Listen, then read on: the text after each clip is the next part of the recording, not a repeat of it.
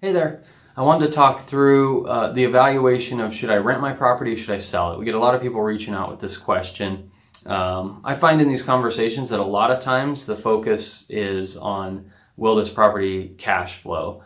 I think that's a little oversimplified for a lot of people. For some people, it is the most important thing is the cash flow. So sometimes when that would be the most important are like if you're relying on this for some portion of your income that you need to live on, then yeah, the cash flow is very important. Or also if you if it negatively cash flowed, either just on an ongoing basis, it's a little bit negative, or when that repair bill comes in, that'll cause you to dip and have a cash flow negative month. In those kind of instances, if that will cause like a financial hardship for you and you're on a very tight budget, then again, I think cash flow is very important. So you'll want to make sure you evaluate like a realistic model of cash flow there. It's not as simple as, is the rent greater than the mortgage payment?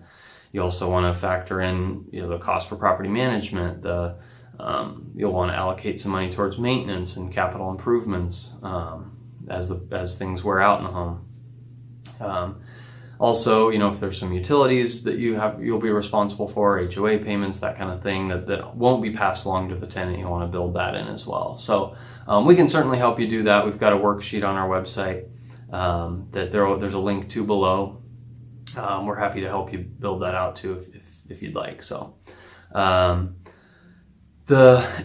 if you're not in that situation where the cash flow is critically important for either of those reasons, then there's a couple other things you'll want to make sure and factor into just that analysis of if this makes sense as an investment. So one of those will be the fact that you're paying your loan down. So you can look at an amortization schedule, assuming you have a loan and it's an amortized loan, then you can figure out what the pay down is each year, and you'll want to account for that just because essentially that's kind of moving money from one pocket to the other.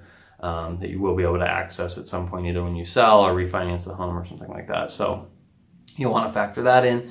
You'll also want to consider that, over the long haul, you can assume the market will appreciate. So you won't, again, if it's a short-term hold, you don't want to necessarily assume in a year it's going to be worth 4 or 6% more or something. But if you're going to hold it for 5+ years, you can pretty well assume that even if there's some market corrections and that kind of thing, over the long haul, you'll come out ahead. So, that's something else you'll want to factor in.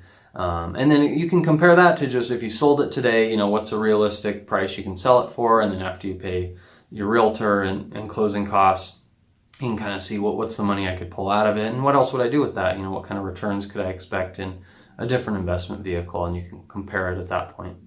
So hopefully that helps. There's certainly some tax implications too that we'd be happy to talk through with you and refer you to a CPA on that to get into that. But yeah, hopefully that helps, gives you a little bit of a framework there. And feel free to reach out with any questions. Happy to walk through it with you. Thanks.